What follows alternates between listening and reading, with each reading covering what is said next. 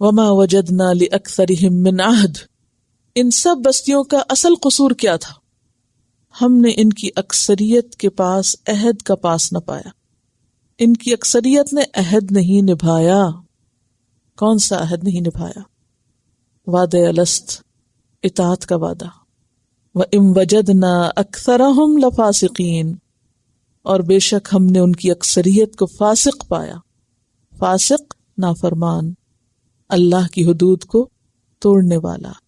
ان کی میجورٹی اللہ کی حدود توڑنے والی تھی، اس لیے ہم نے ان کو عذاب میں پکڑا.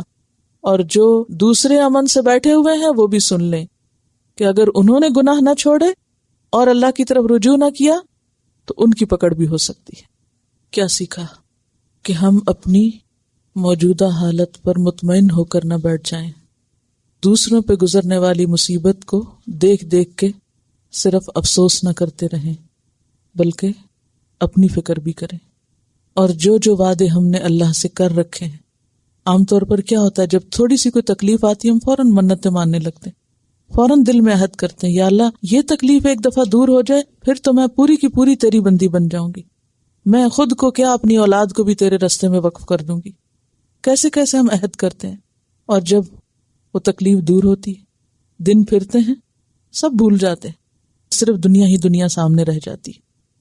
کبھی بھی اپنی غلطیوں کو جسٹیفیکیشن نہیں دینی چاہیے، کبھی بھی اپنی کوتاہیوں پر پردے نہیں ڈالنے چاہیے، کیونکہ ہم اپنی غلطیوں پر خود اپنے ہی دل پہ پردہ ڈال لیتے ہیں. نہیں کوئی نہیں، اور بھی تو کرتے ہیں، ہم نے کر لیا تو کیا ہوا. جس کام کے لیے اللہ نے ہمیں پیدا کیا ہے، پیغمبروں کے بعد امت مسلمہ ذمہ دار ہے اس بات کی کہ وہ اللہ کے پیغام کو خود بھی سمجھے اور دوسروں تک بھی پہنچائے، ورنہ دنیا میں اسی طرح جہالت اور لا علمی کے ساتھ لوگ اللہ کی نافرمانیاں کر کر کے پکڑ میں آتے چلے جائیں گے. ان دونوں آیات میں ایک جگہ پر کافروں کے دلوں پہ مہر لگانے کی بات ہے اور ایک جگہ گناہوں کی وجہ سے. تو ایک ہوتی ہے کفر والی مہر اور ایک ہوتی ہے اس سے کم درجے کی کہ جو گناہوں کے نتیجے میں انسان کے اوپر بے حسی اور دل کی ایک بددلی جو ہوتی ہے دین کے کام میں. اب دیکھیے کہ جیسے ایک اور حدیث سے بھی ہمیں پتہ چلتا ہے کہ جب کوئی شخص غلط کام کرتا ہے تو اس کے دل پر سیاہ نقطہ لگ جاتا ہے. اگر وہ توبہ نہیں کرتا تو وہ بڑھنے لگتا ہے حتیٰ کہ پورا دل سیاہ ہو جاتا ہے. پھر انسان کے اندر سے اچھائی برائی کی تمیز مٹ جاتی، وہ غلط کام کرتا ہے اور دھڑلے سے کرتا ہے اور اس کو کوئی بھی احساس نہیں ہوتا، احساس جرم یعنی گلٹ بھی ختم ہو جاتی.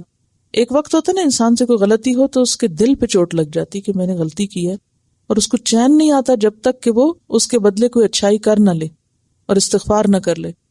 اور ایک وقت ہوتا ہے کہ انسان سے غلطی ہوتی ہے تو کہتا ہے میں نے کیا غلط کیا، میں تو کوئی غلط کیا ہی نہیں.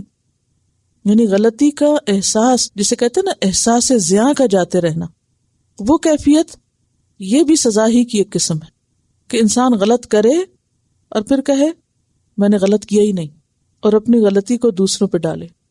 دیکھیے غلطی صرف یہ نہیں ہوتی کہ برا کام کرے انسان، غلطی یہ بھی ہوتی ہے کہ اپنے فرائض سے کوتاہی کرے، دوسروں کے حقوق میں کمی کرے. جو ذمہ داری ہے ہم پر بحیثیت امت مسلمہ کی، اس ذمہ داری کو پورا نہ کرے. اگر ایک شخص کہ میں تو جی اپنا نماز پڑھ لیتا ہوں، میں کوئی جھوٹ نہیں بولتا، میں ایک بہت اچھا انسان ہوں، نہیں جناب، آپ پہ ایک ذمہ داری اور بھی ہے، اور وہ ذمہ داری ہے اپنے ساتھ دوسروں کو بھی رستہ دکھانے کی. آپ اپنی جنت تو بنا رہے ہیں تو باقیوں کی فکر کون کرے گا؟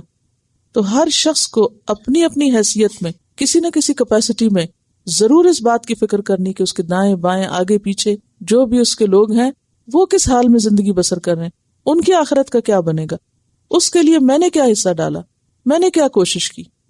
دیکھیے بہت سے لوگ بہت اچھے ہوتے ہیں، اپنے طور پر دوسروں کی مدد بھی کر دیتے ہیں، سب کچھ کر لیتے ہیں، لیکن وہ جو انسانوں کی سچی ہمدردی اور تڑپ ہے اور اس بات کا غم کہ دوسروں کی آخرت خراب نہ ہو، یہ ہم میں سے کتنے لوگوں میں کہ کسی کو دیکھ کے ہم تڑپ اٹھیں کہ یہ شخص اپنے کفر کی وجہ سے، نافرمانی کی وجہ سے برے انجام سے دوچار ہوگا، میں اس کو کسی طرح بچا لوں. اس کے لیے ہم کیا محنت کرتے ہیں؟ نہیں کرتے، اس لیے کہ ہم جس دنیا میں مشغول ہیں اس میں سے فرصت ہی نہیں. صحابہ کرام یہ سب کچھ کیسے کر پائے؟ اس کی بنیادی وجہ یہ تھی کہ انہوں نے دنیا میں دل نہیں لگایا. دنیا فتح کی، سب کچھ کیا، لیکن دنیا میں دل نہیں لگایا، دنیا کو گھر نہیں سمجھا. ان کی نظر ہمیشہ آخرت پر ہی رہی، اور جب کسی کی نظر آگے ہوتی ہے تو پھر وہ راستے میں کھڑا نہیں ہوتا، وہ ہر چیز سے گزرتا چلا جاتا ہے، وہ کسی چیز کو اپنی منزل نہیں سمجھتا. دنیا میں کوئی چیز ہماری منزل نہیں ہے، ہماری منزل صرف آخرت ہے، جہاں جا کے ہمیں ٹھہرنا ہے. اور پھر وہ اچھا مقام ہے یا نہیں، پھر اسی کو ایکسپٹ کرنا پڑے گا. بعض اوقات ہم نیکی عام کرنے کے بجائے یا خیر کو عام کرنے کی بجائے الٹا خیر سے روکنا شروع کر دیتے. ہم اتنے گئے گزرے ہو گئے ہیں کہ کوئی اچھا کام خود بھی نہیں کریں گے، اور اگر کوئی کر رہا ہوگا تو اس کو بھی متزلزل کریں، اس کو بھی شک و شبے میں ڈالیں گے کہ تم کیوں اپنا وقت ضائع کر رہے ہو، تم کیوں اپنا مال برباد کر رہے ہو. اس موقع پہ وہ حدیث یاد رکھنی چاہیے کہ ایک شخص صدقہ لے کے نکلا اور کسی چور کے ہاتھ میں لگ گیا.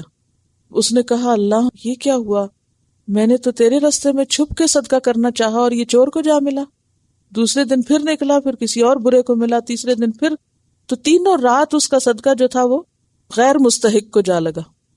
تو اس نے کہا کہ یا رب یہ کیا ہو رہا ہے میرے ساتھ. تو اس کو یہ بتایا گیا کہ ہو سکتا ہے تمہارے صدقے کی وجہ سے چور چوری سے باز آ جائے، اور دوسرے مجرم بھی اپنے گناہوں سے باز آ جائے. یہ کہنا کہ یہاں نہ دو وہاں نہ دو، یہ کھا جائے گا وہ پی جائے گا وہ کرے گا، جب ایک ضرورت کا وقت ہے ہم نے دے دیا، بھلے کوئی کیا کرے، ہماری طرف سے لگ گیا، ہم نے اچھی نیت سے دے دیا، آگے وہ ذمہ دار ہیں. اور جب ہماری نیت سچی ہوگی تو اللہ تعالیٰ پہنچا بھی دے گا، قبول بھی کروا دے گا. تو اس لیے خیر کے کام سے دوسروں کو روکنا جو ہے یہ بھی درست نہیں. اور پھر یہ ہے کہ ہمارا فرض کیا بنتا ہے، ہم اپنے حصے کا کام کر دیں، دوسرے کی ذمہ داری ہم پہ نہیں. اگر ہم کسی کو نصیحت کر دیتے ہیں، پیغمبروں نے یہی کیا نا، ہر پیغمبر نے اپنا فرض پورا کر دیا، قوم نے نہیں مانا یا انہوں نے جب اپنی ذمہ داری پوری نہیں کی تو وہ پکڑے گئے. علیکم انفسکم لا یضرکم من ضل اذا اہتدیتم.